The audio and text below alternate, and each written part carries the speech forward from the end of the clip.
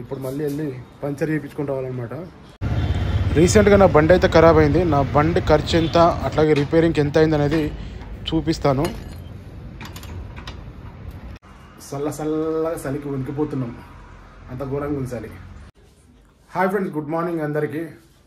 నమస్తే ఫ్రెండ్స్, అందరికీ బాగున్నారా? మేమైతే చాలా బాగున్నాము, మీరు కూడా బాగుండాలని కోరుకుంటున్నాము.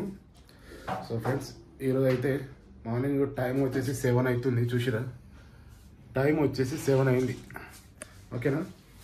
సో 7 o'clock ఇప్పుడు లేచినా కానీ చలి ఎట్లుందంటే విపరీతంగా చలి ఉంది. రాత్రి ఇంకా పడుకునేటప్పుడు ఒక రగ్గు అప్పుడు సార్ నాకైతే కాలు ఎదురు ఇట్లా పీక్కుపోయిన చలికి. సో అంత చలేస్తుంది. చలి అయితే చాలా ఘోరంగా ఉంది. బయట తిరగకూరి. అంటే మా ఏరియాలో ఇక్కడ తెలంగాణలో చాలా విపరీతంగా ఉంది చలి అయితే. సో మీ ఏరియాలో చలి ఉందో లేదో ఒకసారి అయితే కామెంట్ అయితే చేయండి. సో మా పిల్లలు అయితే చూడరు, ఇగో ఇక్కడ చూసిరా, ఇంకా పండుకోరు, దుప్పట్లలో ఉన్నారు, ఇంకెవరు లేవలేదు. ఇది ఇగో ఈ రగ్గు కప్పుకొని వండుకుంటే అస్సలు చలి తట్టుకోలేకపోయినా. దాని తర్వాత మళ్ళీ సెకండ్ ఆ రగ్గు మీదకి వెళ్ళి ఇది కప్పుకున్నాను అనమాట. ఇది కప్పుకున్నాం మళ్ళీ, అంత చలి ఉంది. ఇంకోటి ఏంటో తెలుసా, ఇక ఇది మా డోర్. సో మేము ఈ డోర్కి ఇక రాత్రి ఇవన్నాయా, ఇక ఈ టవాలు ఇంకా ఈ క్లాత్ దీనికి అడ్డం పెట్టినాం రాత్రి. ఇక ఈ డోర్లోకి వెళ్ళి ఫుల్ గాలి వస్తుంది అన్నమాట చల్లగా రూమ్లోకి. ఈ కిటికీలకి వెళ్ళి వస్తుంది చల్లగా. సో అందుకని చెప్పేసి ఇదైతే ఈ క్లాత్ పెట్టింటే చూద్దాం బయట వాతావరణం ఎట్లుందో. అది అమ్మా చూడండి, కరెక్ట్గా అది ఓపెన్ ఉంది కదా. సో ఆ ఏరియా మొత్తం గాలి అంతా ఇక్కడ వస్తుంది అనమాట. చల్లగా చలికి వణికిపోతున్నాం, అంత ఘోరంగా ఉంది చలి. చూద్దాం బయట.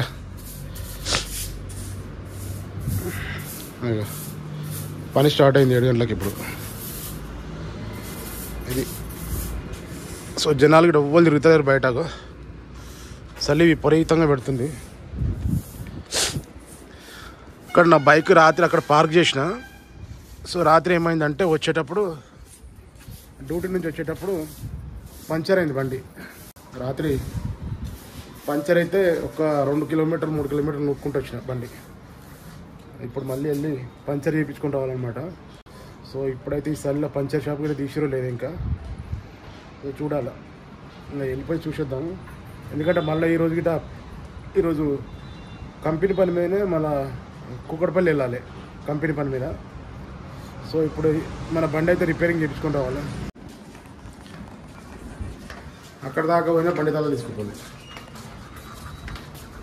బండి తాళాలు మర్చిపోయినా మళ్ళీ ఇంటికి వస్తాను. సో బండి తాళాలు తీసుకొని పోదాం.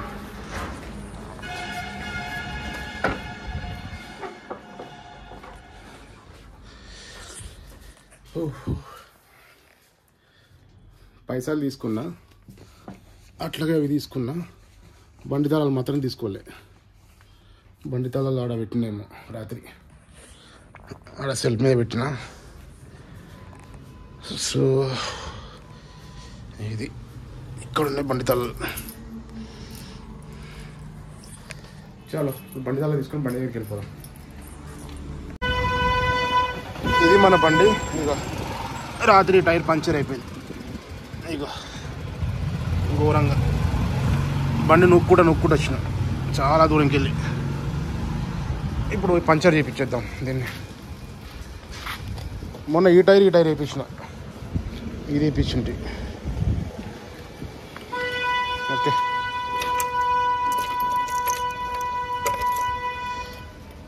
నేను ఎప్పుడు ఎట్లా చేస్తా చూడు, బండి తెచ్చి గేర్లోనే పెట్టేస్తా. సో ఇది మన బండి పరిస్థితి. ఇంకా దొబ్బకెళ్తున్నా, ఏం చేయాలా? అక్కడ ఉంది మెకానిక్ షాపు, పక్కన ఉంది. వాళ్ళు అయితే ఓపెన్ చేసిర్రు. సో బండి అక్కడ తీసుకుపోవాలి. ఇప్పుడు అక్కడ యూటర్న్ ఉంది, యూటర్న్ కాడికి వెళ్ళి తీసుకొని పోదాం.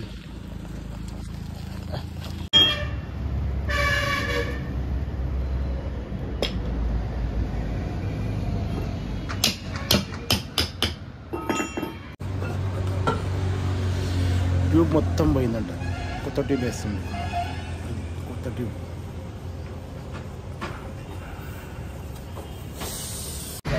సో బండి అయితే రెడీ అయిపోయింది. తీసుకొని పోదాం ఇంకా. అన్న ఎంతన్నా? 370. ఇక్కడ చూసిరు కదా ఫ్రెండ్స్, ఇది దీనికంటే ఒక 2 days ముందు వీడియో అనమాట. సో నేను మొన్న బయటకు వెళ్ళినప్పుడు బండికి సంబంధించిన ఇవి ఇండికేటర్స్ అవి పోయి ఉండే, ఇండికేటర్స్ పోయినాయి, అట్లాగే ఈ టైర్లు కూడా మొత్తం ఖరాబ్ అయిపోయినాయి. సో చూసిరు కదా ఇండికేటర్స్ మొత్తం పోయినాయి అనమాట. అసలు పని చేయట్లేదు. మెయిన్ ఏంటంటే బ్యాటరీ పోయింది. సో బ్యాటరీ అయితే మార్పిద్దామని అయితే నేను బయటకు తీసుకెళ్ళిన బండి. సో బ్యాటరీ వేయించినాను, అట్లాగే దాంతోపాటు మన ఇండికేటర్స్ అట్లాగే హారన్ కూడా వేయించిన అనమాట. సో మొత్తం అక్కడ వచ్చేసి ఒక 1600-1700 ఖర్చు వచ్చింది. సో మొత్తం అంతా రిపేర్ చేయించిన. మనకు మెయిన్ బండే కదా అవసరము బయటికి వెళ్ళినప్పుడు. సో నాకు డ్యూటీకి వెళ్ళినప్పుడు ఖచ్చితంగా బండి ఉండాలి కాబట్టి దీని అయితే మంచిగా చేయించాను. చాలా రోజుల నుంచి చేతిలో డబ్బులు లేక అయితే బండిని అట్లాగే వదిలేసిన. అసలు బైక్ సెల్ఫ్ స్టార్ట్ లేకుండే, అట్లాగే హారన్ రాకపోతుండే, ఇండికేటర్స్ పని చేయకపోతుండే. ఇంకా ఎందుకులే అని చెప్పేసి ఇంకా బండిని అయితే మొత్తం అయితే రిపేరింగ్ అయితే చేయించిన. చూసిరు కదా ఇక్కడ కొత్త బ్యాటరీ అయితే ఫిక్స్ చేసిండు. సో కొత్త బ్యాటరీ వేసిండు, అట్లాగే బ్యాటరీ వేసిన తర్వాత సెల్ఫ్ స్టార్ట్ అవుతుంది. అట్లాగే మళ్ళీ ఇండికేటర్స్ అయితే కొత్త చేసిండు అనమాట. సో చూస్తారు కదా ఇండికేటర్స్ అయితే కొత్త చేస్తున్నాడు. 2 ఇండికేటర్లు, ఒకటి వెనక ఇండికేటర్ పోయింది, ఒకటి ముంగటి ఇండికేటర్ పోయింది. నేనేం చేసిన అంటే ముందటి ఇండికేటర్ తీసుకొచ్చి వెనకాల వేయించేసిన. అట్లాగే 2 ఇండికేటర్లు అయితే కొత్త 2 ఇండికేటర్లు అయితే ముందర వేయించిన అనమాట. ఇవి ముందర ఇండికేటర్లు కొత్తవి. సో ఇంకొకటి ఏంటంటే డూమ్ ఖరాబ్ అయిపోయింది బాగా. సో ఆ డూమ్ గిట చూసుకొని ఎప్పుడో ఒకసారి చూసుకొని డబ్బులు ఉన్నప్పుడు ఇదైతే డూమ్ గిట అయితే మార్చుకోవాలి. సో ఇంకా ఇదొక పెద్ద ఖర్చు, బండికి పెట్టిన ఖర్చు అనమాట ఇది. సో ఫైనల్గా మన బండి అయితే రెడీ అయిపోయింది. ఇంక ఇండికేటర్స్ కూడా వేసేసింది. టైర్లు పోయినాయి కదా, మొత్తం టైర్లు చూసారు కదా, ఈ 2 టైర్లు కూడా పోయినాయి. సో ఈ 2 టైర్ల కోసం అయితే నేను ఎర్రగడ్డ వెళ్ళిన. సో ఎర్రగడ్డ వెళ్ళినప్పుడు అదే రోజు ఎర్రగడ్డ వెళ్ళినప్పుడు ఆ 2 టైర్లు కూడా చేంజ్ చేయించాను అనమాట. సో టైర్లు అయితే మొత్తం పోయినాయి. అసలు అవి కూడా అంతకుముందు నేను సెకండ్ హ్యాండ్లో నేర్పించాను అనమాట గ్రిప్ టైర్లు. సో ఆ గ్రిప్ టైర్లు కూడా మొత్తం అరిగిపోయినాయి. సో అవి అరిగిపోయినాయి అని చెప్పేసి మొన్న ఎర్రగడ్డ మార్కెట్ వెళ్ళినా కదా. సో మార్కెట్ వెళ్ళినప్పుడు నేను ఆ 2 టైర్లు గిట మళ్ళీ సెకండ్ హ్యాండ్లో తీసుకున్నాను అనమాట. 2 టైర్లు సెకండ్ హ్యాండ్లో తీసుకొని ఆ 2 టైర్లు గిట మార్పిచ్చేసిన. సో ఆ టైర్లకు వచ్చేసి మనకి ఒక 500 వరకు పడింది. సో 500 వరకు పడితే ఇంకా అవి కూడా చేయించేసిన అనమాట.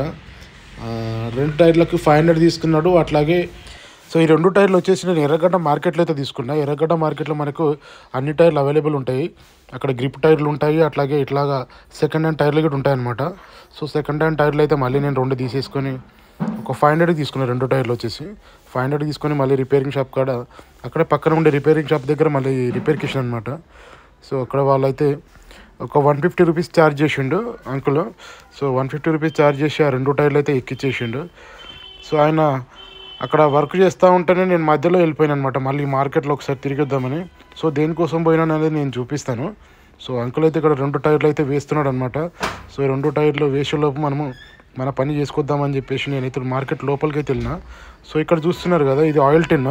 సో మన బండి ఉంటే ఖచ్చితంగా, బండి కానీ సైకిల్ కానీ ఉన్న వాళ్ళైతే ఖచ్చితంగా అట్లాంటి ఆయిల్ టిన్ తీసుకుంటే మనం ఎప్పుడు ఇంట్లో ఆయిల్ పోసి పెట్టుకుంటే డబ్బాలో, సో ఎప్పుడైనా మనం ఆయిల్ చైన్కి ఆయిల్ వేయచ్చు అనమాట. సో ప్రతిసారి మనం రిపేరింగ్ షాప్కి వెళ్ళకుండా ఆయిల్ అప్పుడప్పుడు వేస్తూ ఉంటే చైన్ గిట్ట మనకు ఫ్రీగా తిరుగుతుంది. సో ఇదనమాట మన బండి వీడియో. సో మన బండికి అయితే కంప్లీట్గా నేను రిపేరింగ్ చేయించేసిన, అట్లాగే కొన్ని పార్ట్స్ ఉంటే వేయించేసిన అనమాట. సో ఫైనల్గా మన బండి అయితే రెడీ అయిపోయింది. సో ఇది ఫ్రెండ్స్ మన వీడియో.